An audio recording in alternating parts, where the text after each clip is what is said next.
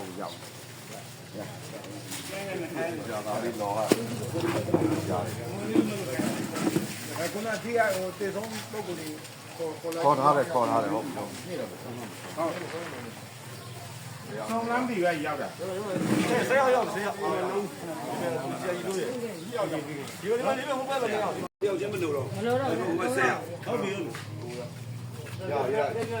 ဘာသာရောက်မမေဖုန်းကနာမည်ပေါ်ပြီးလာရဘာသာရ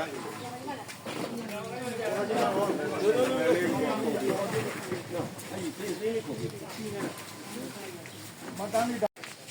ဒီဆုံးဘုရားကောင်းနာမည်သိုးသူကြောက်တယ်ဓာတ်ပုံလေးရိုက်ကိုလုံးကိုလုံးလေးဟာဘာကြီးခဏလေးခေါ်ပေးမှာကိုကြားပေါက်ပြရမှာလားတေဆုံးပြပါအင်းရဒီဘိုးတို့ကလည်းသူသုံးတော့ပြီလေ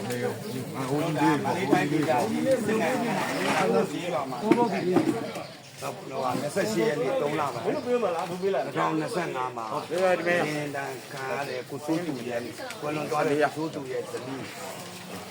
ဟောမင်းလည်းချောင်းပဲစင်စင်အောင်ကိုကျွန်တော်တို့ကကွယ်လွန်သွားပြီးအတွက်